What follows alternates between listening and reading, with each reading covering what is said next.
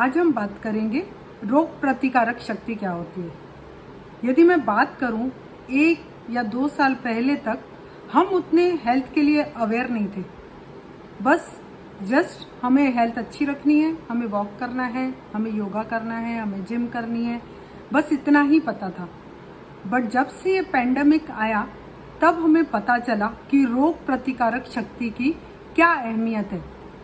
यदि मैं बात करूं तो रोग प्रतिकारक शक्ति के बारे में उतना हम जानते नहीं हैं, पर आज हम इस वीडियो में वो सारी बातें डिटेल में करेंगे कि एक्चुअली में रोग प्रतिकारक शक्ति होती क्या है, हम हमारी रोग प्रतिकारक शक्ति को कैसे बढ़ाएंगे और क्या क्या सोर्सेस हो सकते हैं। यदि हम इसको समझ गए कि इम्यूनिटी क्या होती है तो हम खुद की और हमारे फैमिली मेंबर्स की बहुत ज़्यादा मदद कर सकते हैं। पर इसको हम लोग टेक्निकल टर्म में नहीं समझेंगे, इसको हम लोग एक नॉर्मल भाषा में समझेंगे ताकि हम और आप इससे रिलेट कर पाए। जैसे कि इसको एक सिंपल एग्जाम्पल से समझते हैं कि यदि मान लीजिए किचन में काम करते करते मुझे कहीं चोट आ गई, तो चोट आ गई तो हम देखते हैं कुछ समय बाद वो अपने आप ही ठीक होती है। तो ऐसे हमें समझना है कि हमारे शरीर में ऐसा कुछ पावर है, हीलिंग पावर है, जिससे हमारी चोट अपने आप ही ठीक होती है। तो सेम जैसे कि अगर मैं इम्यूनिटी की बात करूं तो इम्यूनिटी के ऊपर एक रिसर्च हुआ था सालों पहले।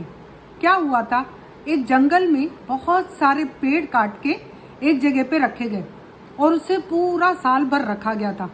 जब साल भर एक गुच्छा बांध के रखा गया, उस पे बारिश हुई, सर्दी हुई, गर्मी हुई, सारी चीजें हुई।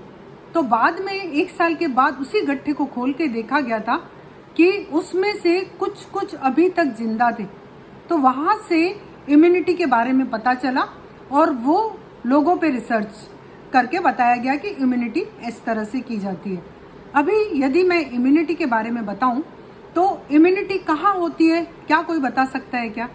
जैसे कि हम लोग कहीं हार्ट की प्रॉब्लम को फेस कर रहे हैं तो हम सीधा वहाँ सिस्टम को हाथ लगाएंगे, क्योंकि हमारे शरीर में बहुत सारे ऑर्गन्स हैं तो हमें पता रहता है कि किस ऑर्गन का काम कहाँ है। लेकिन यदि इम्यूनिटी की बात करूँ तो आप कहाँ हाथ लगाएंगे? तो ये क्या रहती है, 70% हमारे गट के आसपास हमारी इम्यूनिटी रहती है, यानी रोग प्रतिकारक शक्ति रहती है।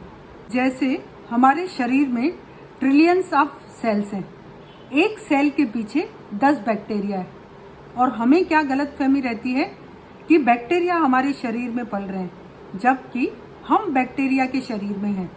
तो हमें बैक्टीरिया को बुरा नहीं समझना है, बैक्टीरिया भी अच्छे रहते हैं। जैसे 15% बैड बैक्टीरिया रहेंगे और 85% अच्छे बैक्टीरिया रहेंगे।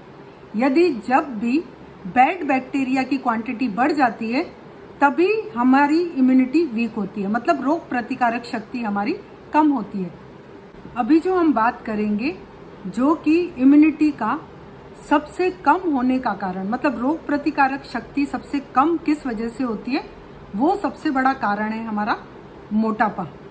यदि हमें बहुत ज़्यादा मोटापा भी है और हम लोग सोच रहे हैं कि विटामिन सी लेके हमारा इम्यूनिटी अच्छा हो जाएगा, रोग प्रतिकारक शक्ति अच्छी हो जाएगी, तो इसका एक एग्जाम्पल बताती हूँ। जैसे कि पूरी बाल्टी भरी हुई है और नीचे छेद है, मतलब बकेट में से पानी निकलता जा रहा है। तो सेम यदि हमारे अंदर मोटापा है और हम सिर्फ शरीर में विटामिन सी की रिक्वायरमेंट को कंप्लीट करने को देख रहे हैं तो ये सेम एग्जाम्पल की तरह ही हो जाएगा। तो सबसे पहले हमें क्या करना है, हमें हमेशा हमारे आइडियल वेट की तरफ जाने की जर्नी को कंप्लीट करना है, क्योंकि जरा सा भी मोटापा हमारी सेहत के लिए अच्छा नहीं रहता है। क्योंकि बहुत सारी लाइफस्टाइल डिजीजेस, जैसे कि हमारी जीवन शैली खराब हो गई है, खान पान खराब हो गया है, वक्त बेवक्त हम लोग खा रहे हैं, प्रॉपर नींद नहीं ले रहे हैं, जिसकी वजह से भी हमारी इम्यूनिटी वीक हो रही है। क्योंकि मोटापा जो है वो 6 गुना रिस्क बढ़ाता है हमें हॉस्पिटलाइज होने के लिए और 7 गुना रिस्क बढ़ाता है हमारे वेंटिलेशन के लिए। एक्चुअली हमारे शरीर में इतना हीलिंग पावर है कि हमारा शरीर हमारी इम्यूनिटी को खुद ही बढ़ा सकता है, हमारी रोग प्रतिकारक शक्ति को खुद ही बढ़ा सकता है। बट क्या होता है ना, हम हमारे शरीर को समय ही नहीं देते हैं कि हमारी रोग प्रतिकारक शक्ति बढ़े। मतलब हम लोग एक खाना खाया वो पचा ही नहीं, दूसरा खाना खा लेते हैं, क्योंकि हर खाने का समय अलग अलग होता है। कोई खाना बहुत जल्दी पच जाता है और कोई खाना बहुत देर से पच जाता है, बट हम उसे हीलिंग का समय ही नहीं देते हैं।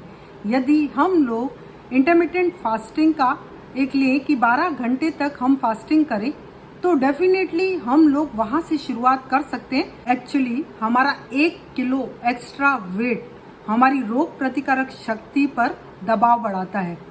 तो जैसे कि मान लीजिए पेट के आसपास हमारे फैट ज़्यादा हो, लिंक्ड हो, तो हमें सूजन, इन्फ्लामेशन होने के चांसेस रहते हैं।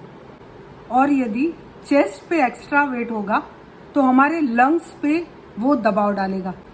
तो इम्यूनिटी को बढ़ाने के लिए अभी हम लोग बात करेंगे ऐसे 5 S जिनको लेके हम हमारी इम्यूनिटी को या हमारी रोग प्रतिकारक शक्ति को बढ़ा सकते हैं।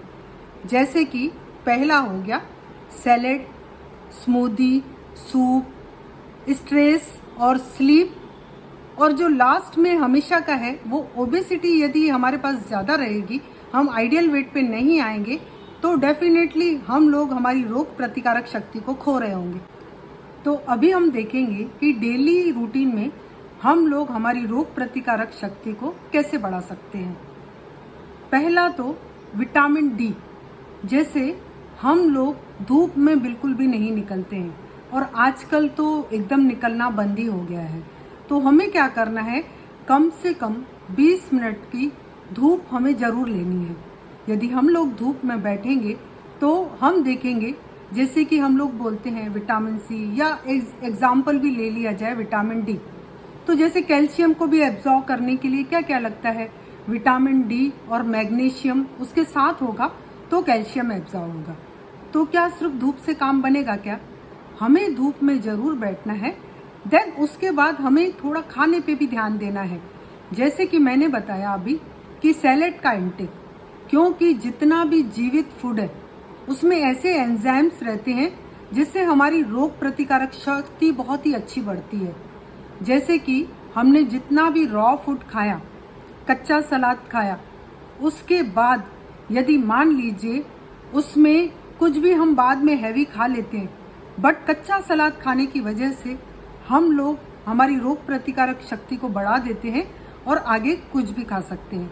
देन जो तीसरा पॉइंट था वो था स्मूदी। जैसे मान लीजिए कोई ऐसे नहीं खा सकता है या किसी की एज ज़्यादा है, तो आप उसको क्या कर सकते हैं, उसको स्मूदी में मतलब सारी सब्जियां, फ्रूट्स मिला के एक स्मूदी तैयार कर सकते हैं। पर उसमें आपको ध्यान देना है कि फाइबर का कंटेंट उसमें अच्छा होना चाहिए। चाहे तो एक फ्रूट तो भी डाल के हम लोग ले सकते हैं। और इसके बाद जो रीज़न आता है वो होता है स्लीप। अभी हम लोग नींद क्यों नहीं कर पाते हैं? क्योंकि कुछ न कुछ हम लोग स्ट्रेस लेते रहते हैं, कोई ना कोई टेंशन लेते रहते हैं। जैसे टेंशन सिर्फ बाइयों का, घर का या किसी चीज़ का नहीं होता है, या हम लोग किसी चीज़ को लेके बहुत लंबा सोचते हैं। तो जब हम किसी चीज़ को बहुत ज़्यादा लंबे तक सोचते रहेंगे, एक ही बात दिमाग में बिठाते रहेंगे, तो वो हमें स्ट्रेस देती है। और जब भी हमें स्ट्रेस आता है तो कार्टिसोल नाम का एक हार्मोन रिलीज होता है। लेकिन क्या कार्टिसोल हार्मोन बुरा है क्या?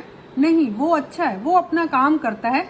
उसे पता है कि अभी स्ट्रेस लिया है तो मुझे वो वहाँ जाके फिल करना है। बट हम लोग उसका गलत यूज़ करते हैं और ओवर स्ट्रेस लेने लगते हैं, जिसकी वजह से बहुत सारी दिक्कतें पैदा होती हैं, जिसकी वजह से मोटापा तो बढ़ता ही है और उससे हमारी रोग प्रतिकारक शक्ति कम होती है। तो हमें इन छोटी छोटी चीज़ों का ख्याल रख के हम लोग हमारी रोग प्रतिकारक शक्ति को बढ़ा सकते हैं।